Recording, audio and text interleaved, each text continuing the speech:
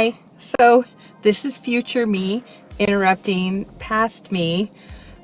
I was editing and uploading my podcast when I discovered that a small portion of the recording was destroyed or lost, or maybe I just deleted it. I don't know. So I'm replacing that with, hi, welcome to my podcast. If you haven't watched before, I mostly am doing crochet, and I have a CSM sock machine it's a Dean and Bean sock machine, and I'm going to talk about that a little bit at length today. I live in Seattle, and I am very excited to have you join me in this podcast, most of which will not be in my car. So my friend Catherine, who's in my fiber circle, it's called Kirkland Fiber Arts Circle, started off with just 5 of us. 4 were knitters and me. Actually, it started off with even less, but by the time I joined, I was the first person who did crochet, and there were 4 knitters. Now it's, a lot of people, and we meet twice a week on alternating days. But I have a friend in there, and she is a dyer, not a professional dyer. It's just something that she does for fun. She really enjoys learning about dyeing. But one of the things that she made me, gifted me, is this bright pink DK weight set of yarn. I think it's probably about maybe 900 to 1,000 square feet. I love this sort of very subtle fade that she did for me. She knows I like a good fade, and oftentimes I am just blown away by a subtle fade. So this is what she gifted me, and now I've got to decide on what I want to make with these beautiful bright pink skeins of yarn, and I'm hoping that you're going to help me. I'm going to put this up on my Instagram feed as well, on my stories. So Green Tea Ninja 88, please feel free to go over there and vote or leave comments down below. One of the things I can promise is that I am going to make the item that gets the most votes.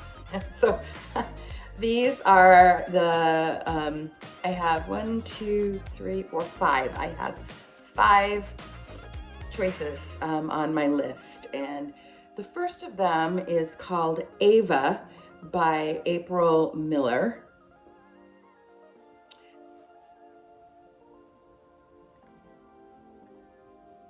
The second one is called Riverbank Tank by Krochets.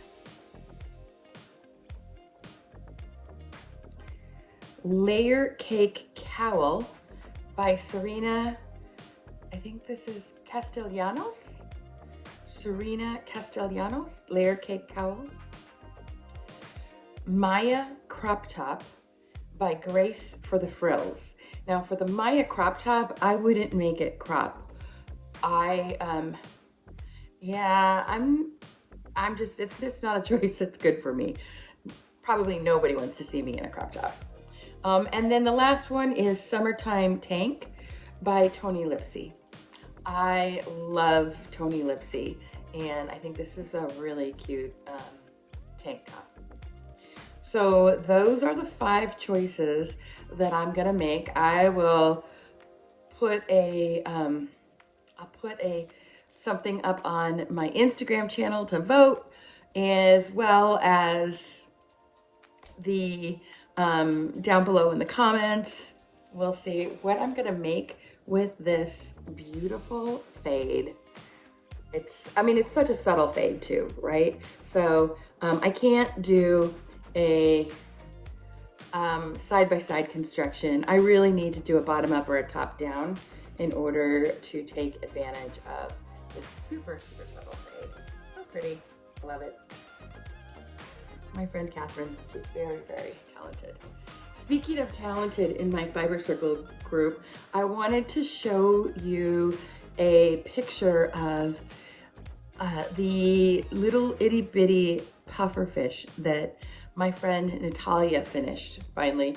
I know at some point in a mini podcast, I highlighted her working on it, and I think it was the final construction she was doing. So isn't that gorgeous? She does the absolute smallest little crochet work that I've ever seen in real life. She uses a 0.5 millimeter hook.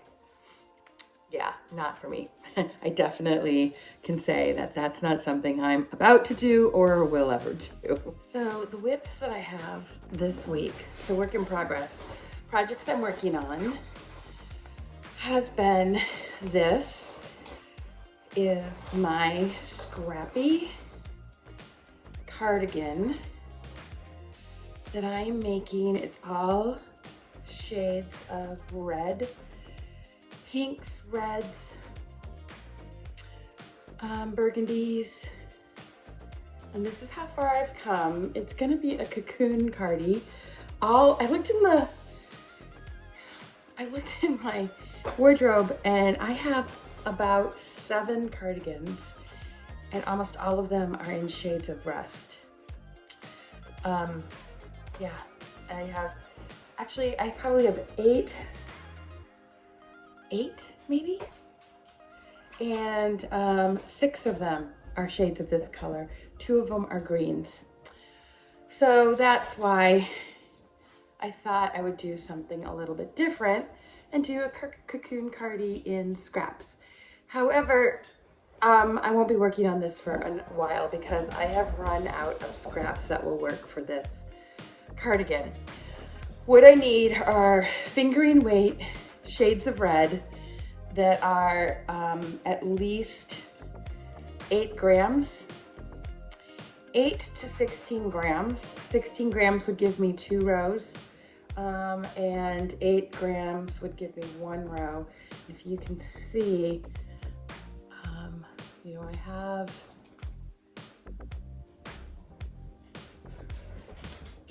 I have several rows that are either 1 or 2 rows, several yarns that are either 1 or 2 rows long.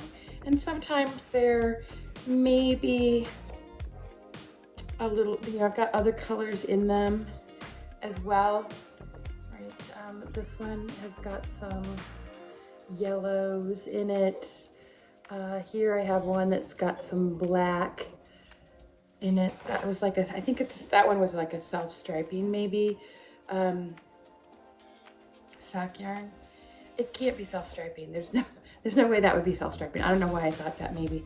It's a sock yarn, but I think it's got red and then like a stripe of, not a solid stripe, but a stripe of like some white and black sort of speckles maybe, and then the rest stripes. Blocks of red.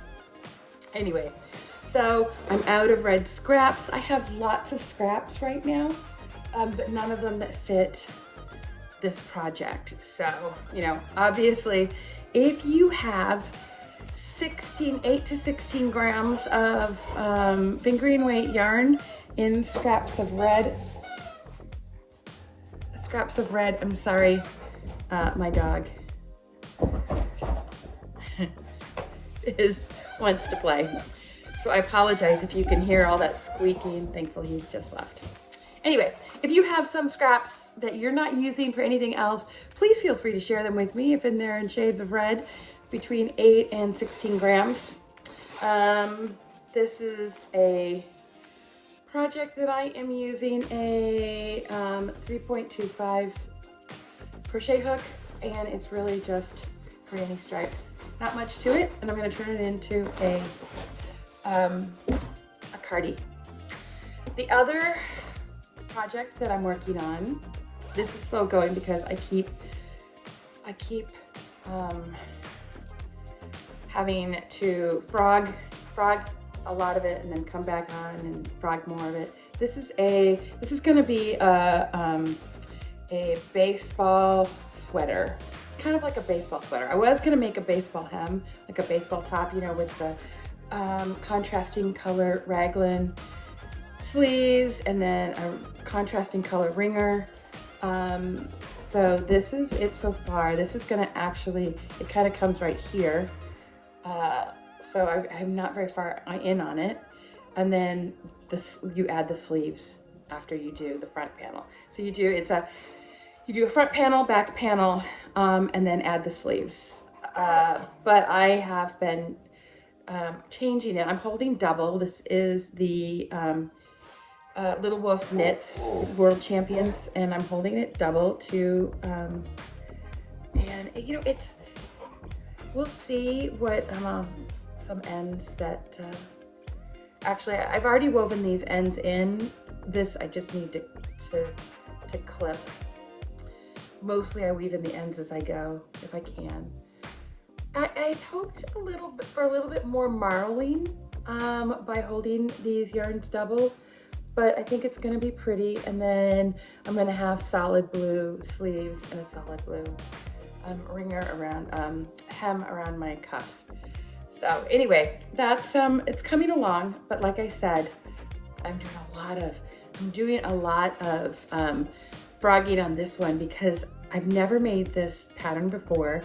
This is called, I can't remember what the name of the pattern is, but I'll put it up here and obviously a link below to the pattern and to my Ravelry project.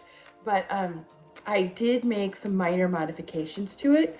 And that on top of, it's very clever construction, but also it's a little bit complicated for me with the changes that I've put into place. But it's gonna be super cute with this World Champions colorway and then the solid sleeves. So I'm actually having a lot of fun with that.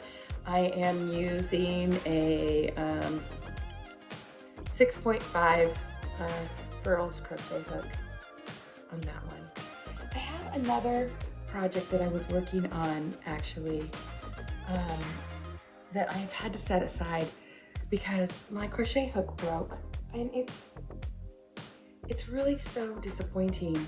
Those Furls crochet hooks are you know, they are pretty fabulous. I love them. I love the way they feel in my hand.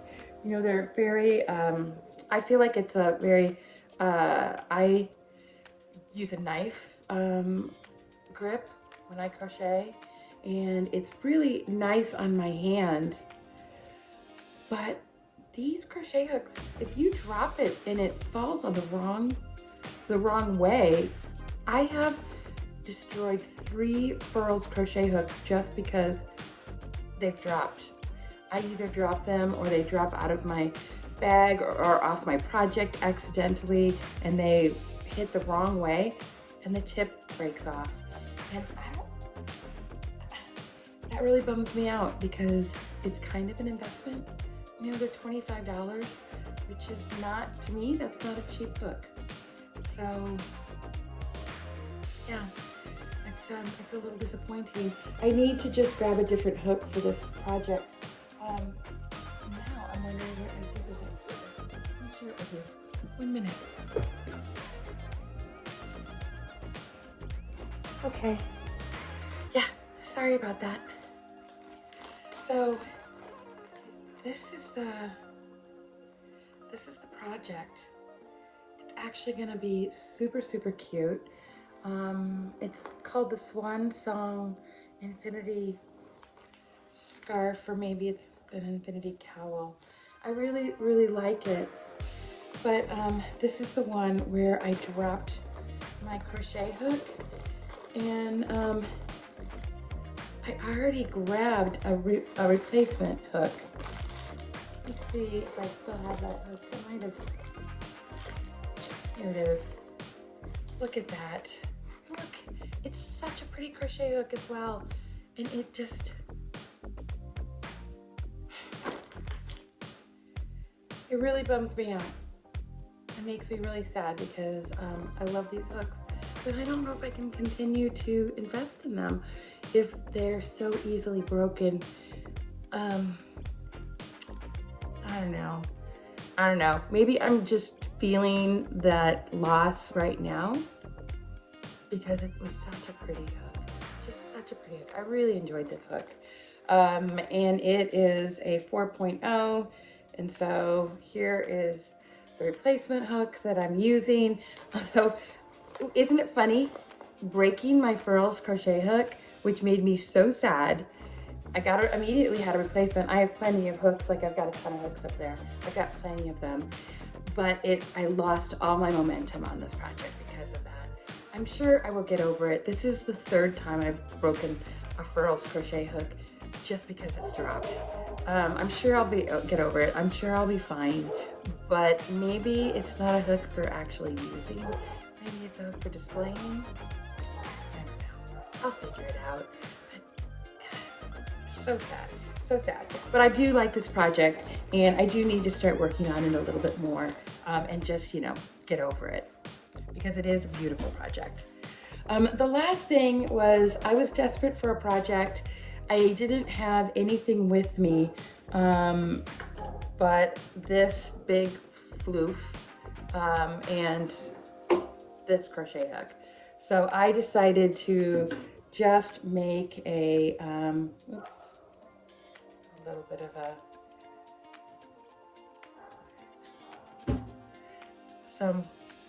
this is a,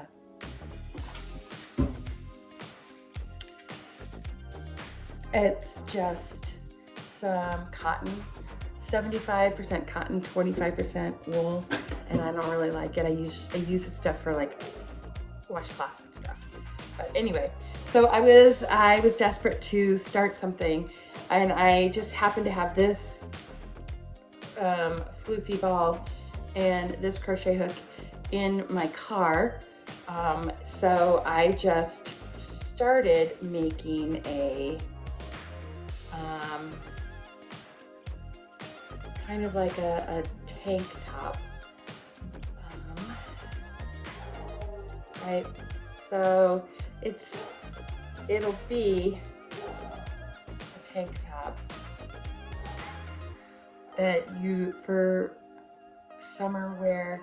Actually, you know, now that I look at it, at the time, I was just thinking it'll just be like a tank top to put over. You know what though? I don't know that I would ever wear this. I might just frog this. Cause this floofy floof, I feel like that would make a much better scarf or shawl than a tank top, because number one, I would obviously wear something underneath it, but probably another tank top. You know what? I don't think I want that. Yeah, now that I pull it out, I'm more than halfway through, because what happens is, you see I'm right here. So this is the armhole, and I've gone this far, halfway through the second side. I've only got, and this is so fast going, I've only got a little bit left to go to finish this off. I've got this much left to do. Should I just finish it? What would I do with it? Would I ever wear it? Chances are not. Chances are not.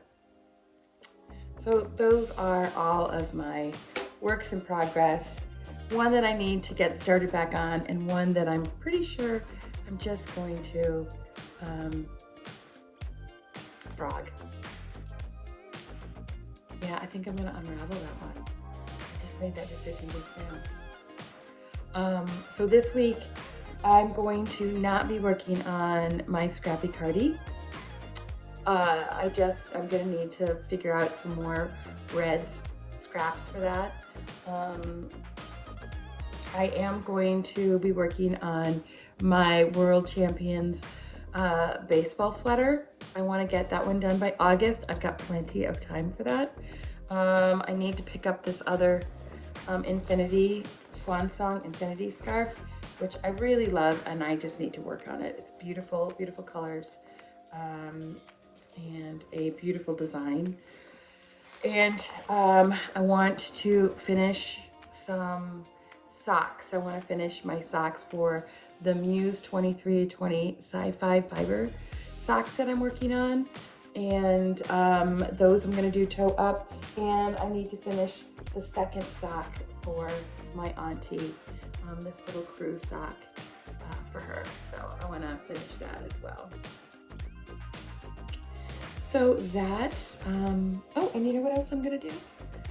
I want to do a scarf with some eyelet,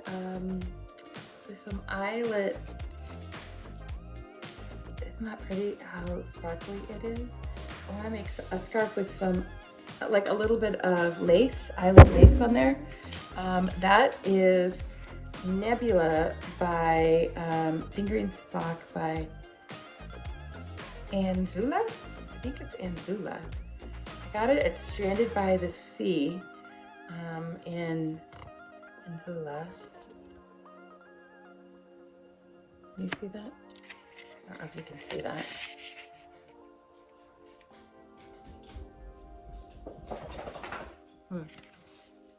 Oh, I had it upside down. No wonder you couldn't see it. There we go. Anzula. And I got this at the Stranded by the Sea is the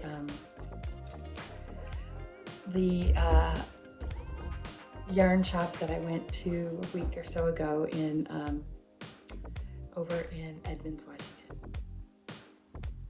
So those are my works in progress.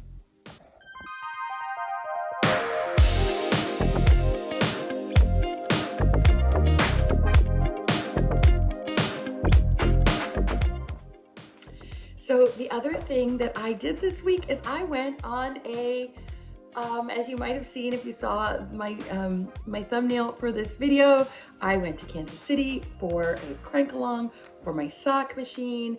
I have the Dean & Bean circular sock machine, and I absolutely love, love, love my machine. It's perfect for the price point. It's much less expensive than the metal ones. It's 3D printed, so it is a 3D printed machine, right? It's made out of plastic. And there's a little bit of a trade-off there, right? Because you could break your pieces. And if it's really hot, your pieces can melt or shift in shape. So you have to be careful about that. But I can travel with it too, super easily. I love it. And one of the things that I got while I was there is this, it's backwards. La, la, la, la, la. But it is super cute. It has my Green Tea Ninja on the top, and this is just a top plate of the machine. So it's now personalized. They made that for me and brought it to me. It was really, really great. I'm very excited about that. I also had a really good time. I got to see some friends that I hadn't seen since last year at last year's Crankin', and I got to meet some new friends, which is always super fun. My friend Becky and I hang out the entire time. I met her last year, and what a great friendship that's been over the years. So that's a lot of fun. Also, I have a lot of finished objects all of my finished objects this time around are 100% from the Crankin'. I went into it really thinking that I was going to finish 6 pairs of socks, which is crazy, really crazy, which I didn't do. I did not finish 6 pairs of socks. It was a little bit ambitious, number one. Maybe not. I mean, we did have Friday, all day Saturday, from like 8 in the morning to roughly 9 in the evening, with only breaks to eat, and we just worked on socks the entire time. So honestly, I could have done 6 pairs of socks in my sock machine, but there were demonstrations, and there were a lot of, actually, you know what? Let me just roll some video of my time there, and I will tell you all about it.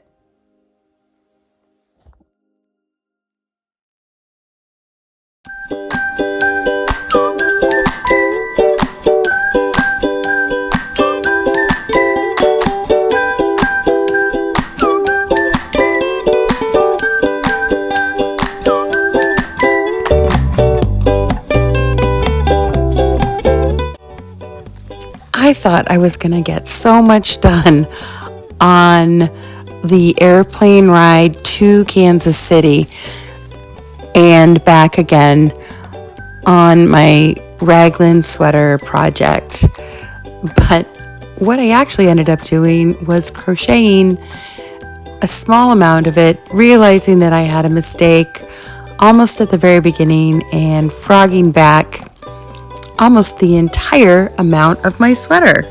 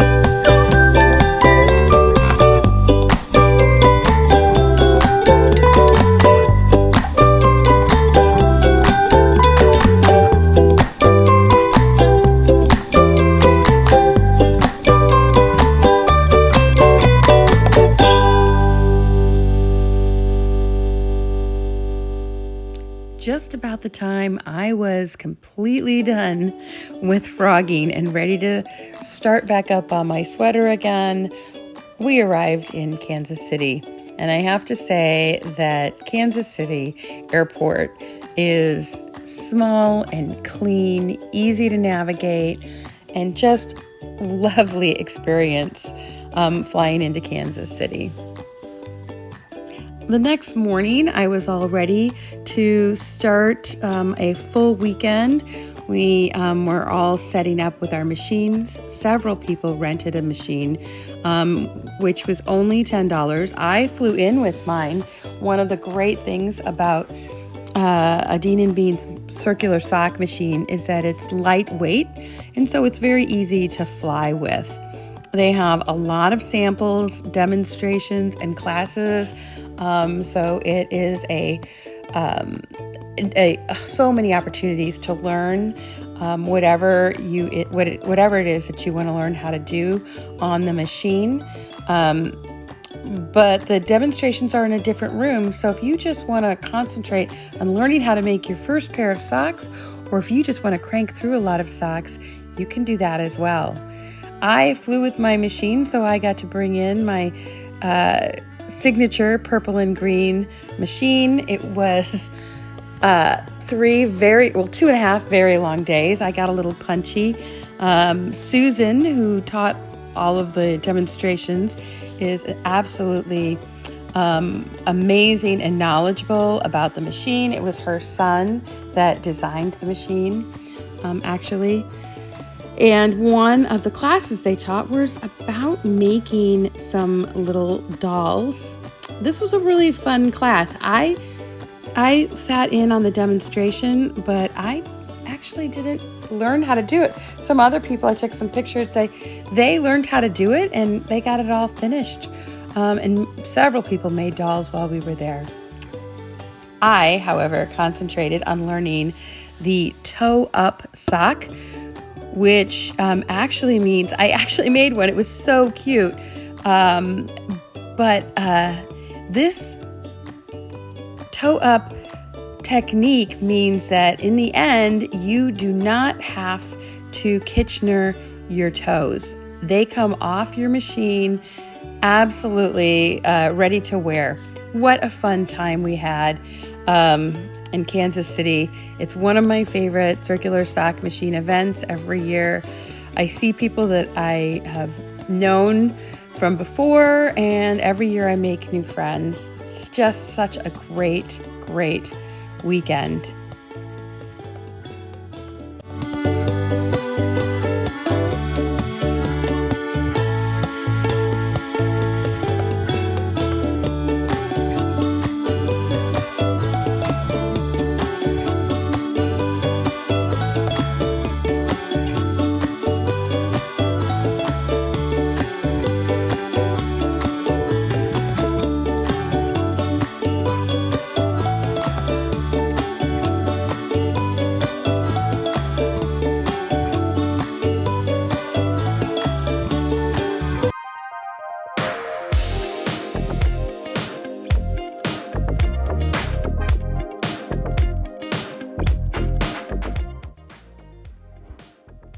Okay, now that you've had a chance to see a little bit of my experiences there, let me show you some of the socks that I finished. I finished two socks, a pair of these watercolor socks. This is a company, these are made by oh my gosh, I can't believe I forgot all of a sudden the name of the brand that makes these. It's a series called Watercolor, and I actually have another pair that was in these lovely shades of orange and taupe. You know, this is kind of, this rusty color is kind of one of my favorite colors. And I have another pair that I made earlier this year, and that I cannot believe I completely forgot. I'll put it down here because I'll just look it up in a minute. And honestly, I love this. I think they discontinued this line, which is really too bad. If I'd have known that they were going to discontinue it, I probably would have bought about 20 more of these. And these are probably, I should have made them a little bit longer as well.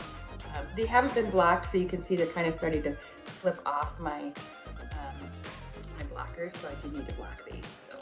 So I haven't been blocked, but I finished these. Super cute. I love them. And then I worked on this sock, which this one I learned, this is my very first toe up sock. It was so easy. I didn't even have to Kitchener it, but of course I had to Kitchener that last pair. So these, you don't even have to Kitchener. When you're done with them, they pop off the machine, completely done.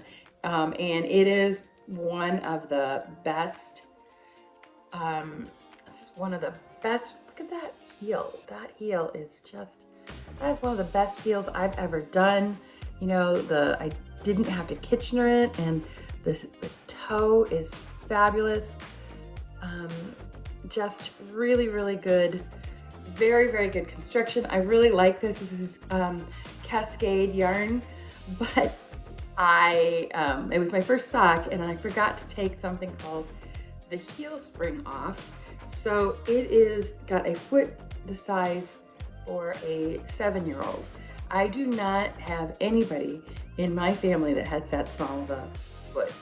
And probably I should have just frogged it and restarted, but this is the best sock I've ever made in my life. And it was a toe up. I didn't even have to Kitchener. I'm not ready. I'm not ready to frog it. I just want to keep it for a little while. Have you ever had that? Where you know you're not going to ever wear something, you finish it, and you know you're not going to ever wear it, but you don't want to frog it either? Am I the only one that does that? Because sometimes I just don't want to part with it. But so that is, that's another sock I made. I'm probably not even going to bother.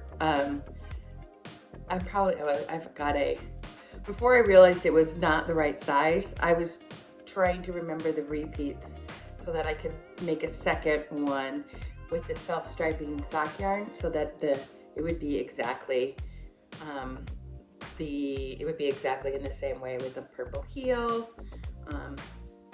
And purple, blue heel, blue toe. So it would come out exactly the same. And then I realized how small it is. It's not for anybody. I'm not blocking it, but it's done. The other thing, this is a little purse, a little bag that I made with a little bit of a ribbon on it. So you can see, this is what I made to learn how to do a toe up. So this is really just the foot of a sock. So that's just a toe right here without the heel. Because after you do the toe, after you do the toe, the whole rest of the sock is exactly the same as any other sock. So it's just the toe up really that's a little bit different. So I just put a little eyelet in. I did a hung hem, put a little eyelet in and put some yarn, ribbon in there, and now I have a cute little bag. This is actually leftover yarn, leftover from making these socks. If I'd have made them longer, then it would have eventually come to that. I think maybe this. Yeah, this is where it would have gone. This sort of that color right there. Anyway, so this is where I learned on, and then after I made this, I made my little 7-year-old sock. So that's what I made over the weekend. I learned a lot though.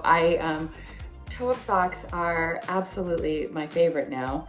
And then what I did is I immediately came home and made a full-size toe-up sock. This one is going to be for my auntie.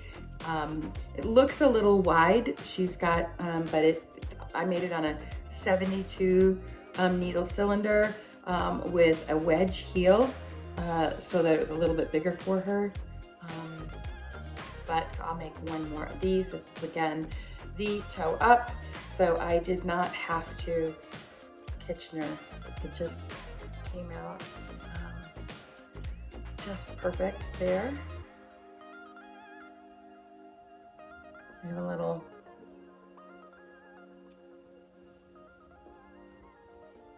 anyway.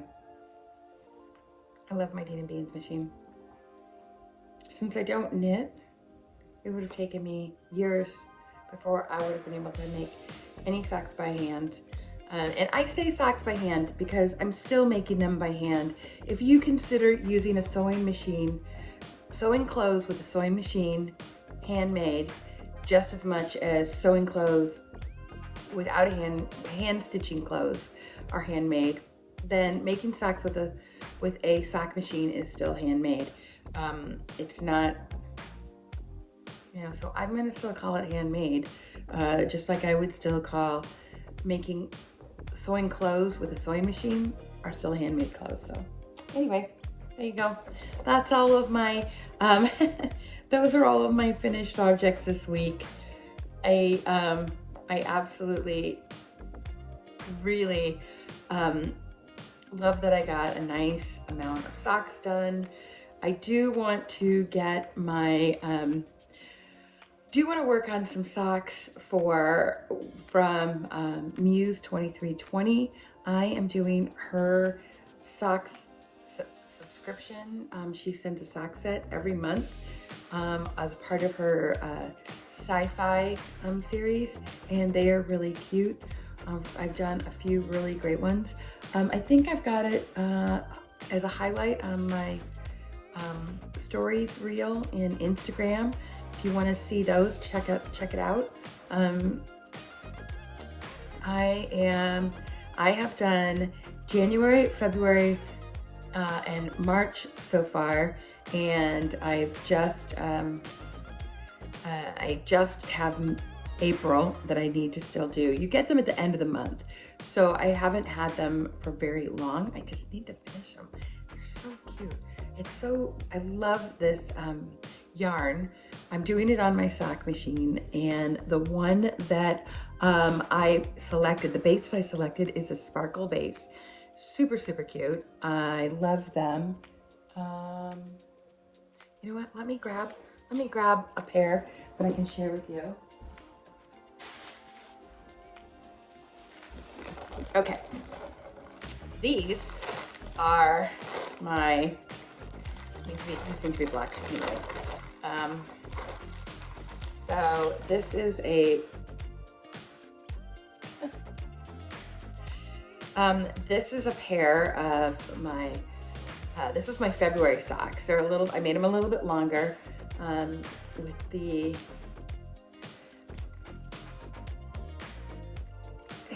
can you tell how sparkly they are? Oh, they're so cute. I love it.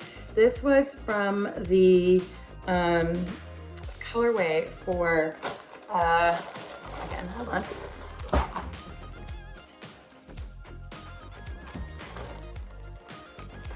I'm back. Did you miss me? This is a colorway. This was the inspiration, the Hitchhiker's Guide to the Galaxy. Super cute. Like I told you, it was a sci-fi. And so that was her inspiration for the colorway of the yarn. So I think she did a really good job capturing that. And this yarn is super gorgeous. It works really well on my Dean and Bean sock machine. But I made this is from the February colorway. So I made this at the end of February, maybe the beginning of March, I'm not sure. But I still have to Kitchener close because I didn't know yet at the time how to do a toe up. So I still have to Kitchener these. I will do that. Hopefully this will be a finished object the next time you see me, and I'll have that one done. But she really does some beautiful work. I wish I had, actually I do. Hold on, I'm gonna show you the yarn. It's really pretty.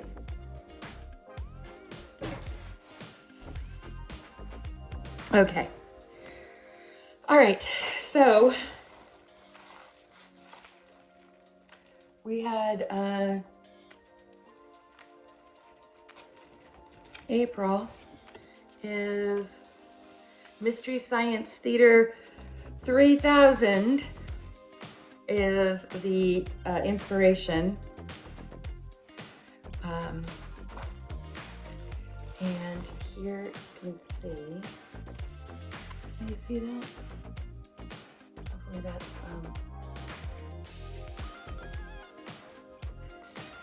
use 2320. It's a sparkle set. Can you see the sparkle in there? Oh yeah, there you go. You can totally see the sparkle. It's gonna be, that's really cute. I haven't decided how I'm gonna do these. Should I do, you know, for example, on my, this one I didn't do instead of doing the hem, the cuff, I did 3 stripes and then just the toes and heels. So I might do something like that with this one. I don't know. You know, I'm not really sure yet what inspiration will come, but I want to finish these two. I just love this yarn. Muse 2320. If you haven't used our fiber, it's really great. If you have a circular sock machine, this fiber is fabulous on the circular sock machine. And I am an absolute sci-fi junkie, so I think this is really gonna be a pretty fun. It's gonna be pretty fun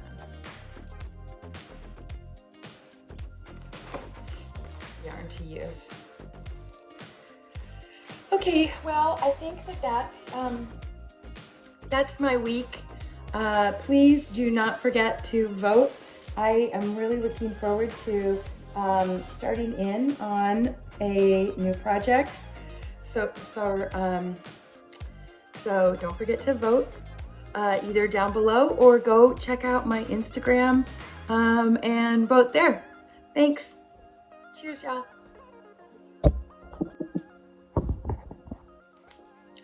Okay, one of the other things that I did recently is I purchased the 3D printed Sunfire cone winder. And I actually wanted to give a little bit of review on this product. The truth is that cones are the only way that you can use yarn on a sock machine. Well, it's not the only way. You can have a loose cake, but it's really, really difficult. So let's see if I have a cone here somewhere. Okay, excuse me. I have a cone right over here. So here's an example of a cone. And this is a cone that I actually did when I was kind of testing out this Sunfire cone winder. So you can see it's pretty well wound, as opposed to if I wind a cone using a drill. I think you can see behind me, I have several other cones that were done either on a drill, which it's a little bit wider at the base and it's not got this nice uniform look. Those still work, they're just a little bit harder. And honestly, working with the drill was just a little bit tedious for me, and that is why I wanted to get an automatic cone winder. When I say automatic, it's not electric. You still have to wind it just like a regular cake winder, but the final product is a cone. So I filmed a little bit of my overview of that product.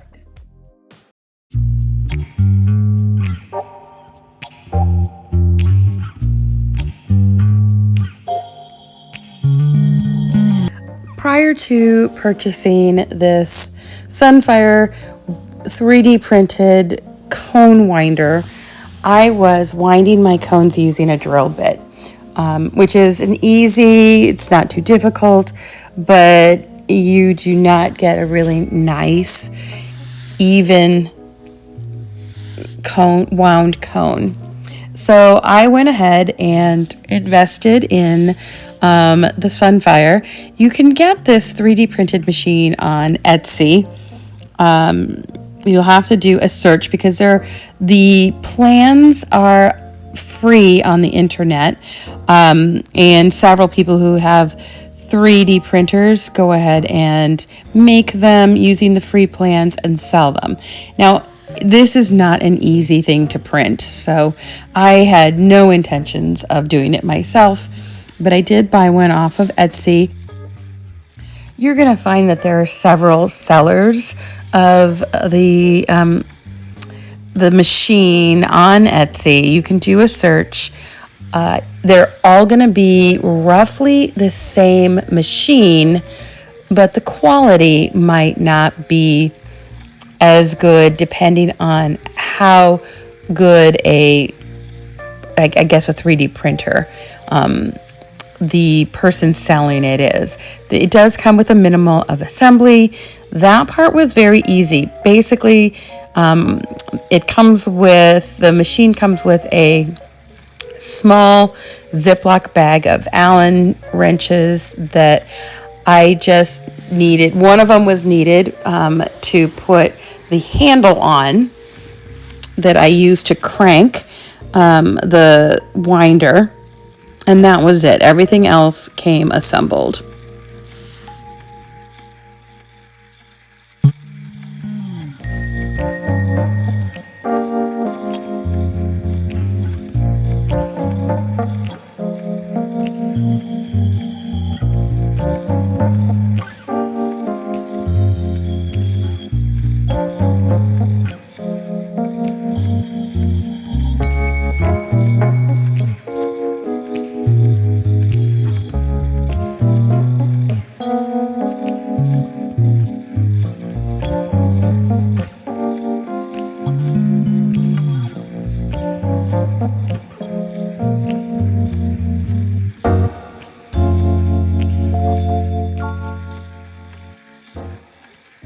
I did notice that the machine was a little bit loose.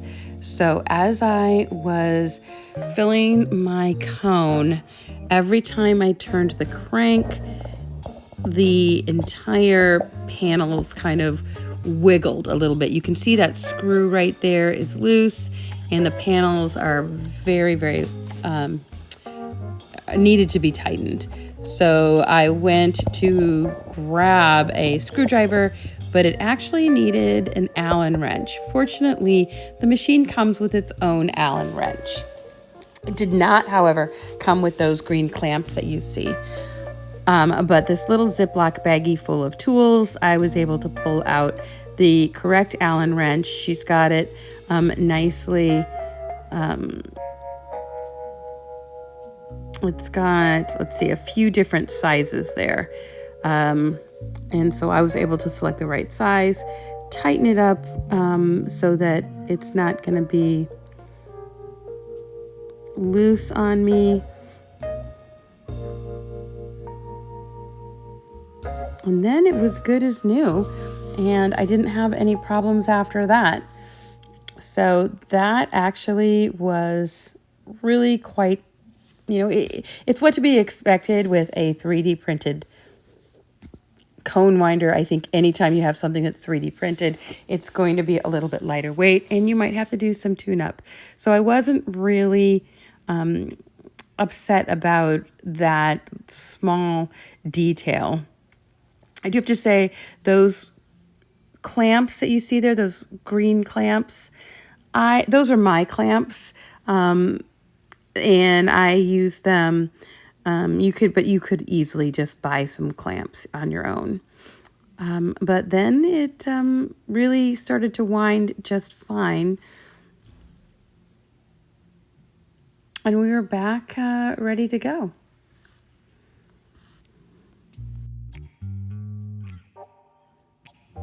So all in all, the Sunfire cone winder was a very good purchase. I found it immediately useful for winding cones for my circular sock machine. I was pretty happy with the purchase.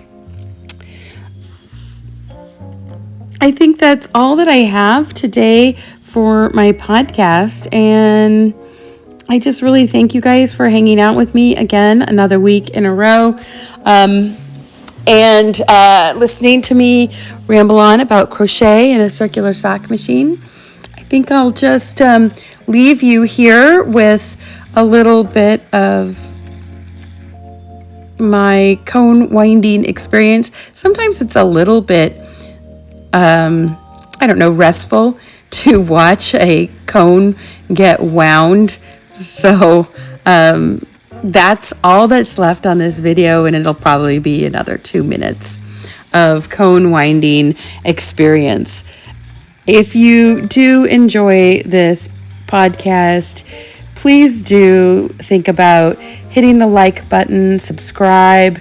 Those kinds of things really do help my little podcast here get out and for other people to see it. And really, I'm all about crochet and my circular sock machine. So if those things are interest to you, then maybe this will be interesting and you'll want to watch some more. Although I'm going to talk a lot about scraps as well, because I do love my scraps. So until next time, I hope you have a great week. Cheers!